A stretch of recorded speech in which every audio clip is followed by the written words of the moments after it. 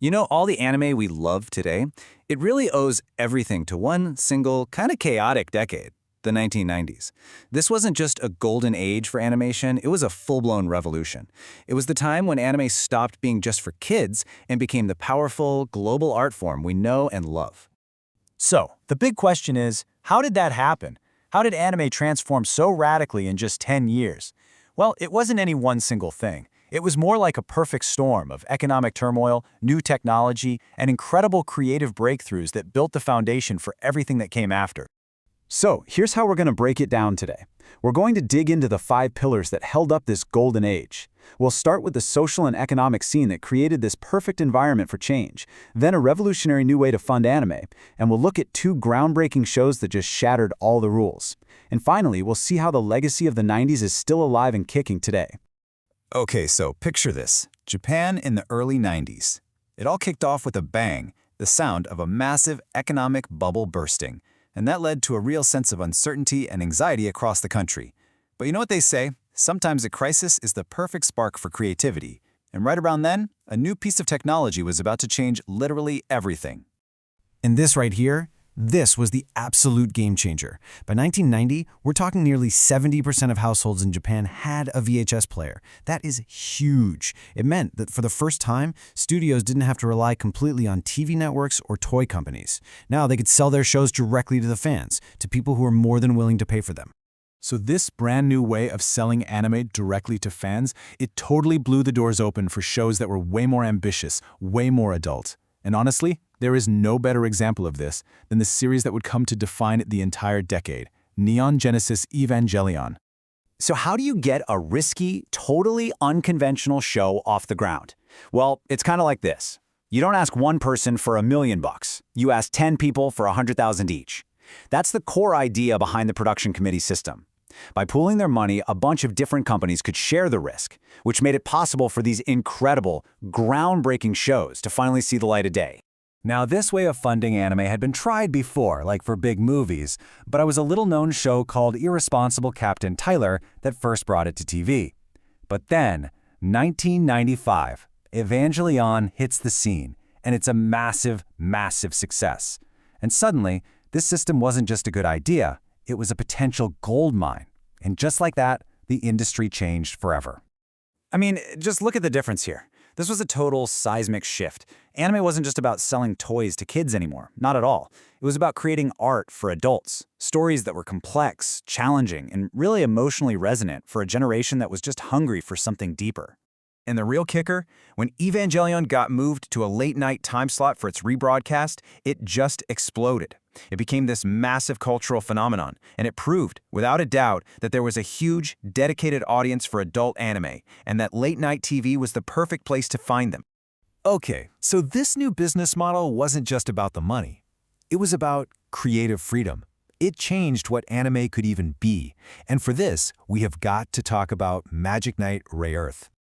I mean, Rayearth was just this incredible genre-bending masterpiece. You think you're watching a magical girl show, right? But then, bam! It starts throwing in RPG elements, like going on quests, leveling up, upgrading your gear. And then, just when you think you've got it figured out, giant robots. Seriously, back in 1994, nobody had seen anything like it. But Rayearth was so much more than just a cool mashup. It was one of the earliest and honestly one of the best examples of an isekai. You know, where characters get zapped from our world into a fantasy one. It had real weapons, a super deep plot, and a shocking dark turn later on that would go on to inspire a whole new generation of creators. And that's really the magic of it, isn't it? As one critic put it so well, the show's power comes from its sparkling purity. It's just a story with so much heart, and that's why it's still so beloved today. Seriously, this one is an absolute must-watch in your lifetime. All right, so with all this new creative freedom, creators could finally start tackling some really complex, really challenging themes. And just as the world was stepping into the digital age, anime was right there, asking all the big, scary questions. There's this Japanese word that just perfectly nails the mood of the late 90s. Hisokokan. It's the sense of being stuck, of feeling trapped, almost like a kind of social claustrophobia. And that feeling of anxiety and isolation, it became a huge theme in some of the most important anime of the era. And if you want to talk about a show that absolutely embodied this feeling of digital dread, you have to talk about Serial Experiments Lain. I'm telling you, this was not just another anime. It was a philosophical deep dive into identity and consciousness in the brand new internet age. And it's another one you just have to see. Lain was so far ahead of its time. It was talking about the lines blurring between our real lives and our online lives, about what identity even means when you're always connected. Sound familiar? It was tapping into all these anxieties about the internet that are even more relevant today than they were back then. Okay, so let's tie all this together. We've got a whole new way of funding anime, a massive wave of creative freedom, and this incredible new depth of storytelling. So what's the lasting legacy of this revolutionary decade? And hey, it wasn't just the stories and animation that were getting a revolution. The music of 90s anime was a total game changer too. Studios started teaming up with major record labels, and suddenly anime openings and endings were featuring some of the biggest J-pop stars of the decade. This fusion helped make anime a legitimate mainstream cultural force. And if you need any proof that this era's power is still going strong, just look at what's happening right now. The first Slam Dunk, a new Ranma 1/2 series, a Rayearth reboot just got announced. The fact that these shows are being remade today for a whole new generation says it all. This isn't just nostalgia, these are timeless stories. Which brings us to a really interesting question, right? It's not just about nostalgia. Why these stories? What is it about them that resonates so powerfully, even today? And I think the answer is actually pretty simple. It's because the big universal questions that 90s anime was brave enough to ask, well, we're still asking them today. Who am I? Where do I fit in? What's my purpose?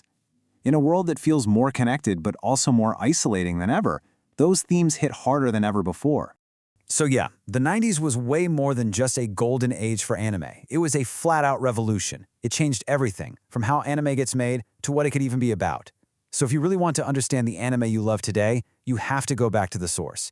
These aren't just classics, they are absolute must-watch masterpieces.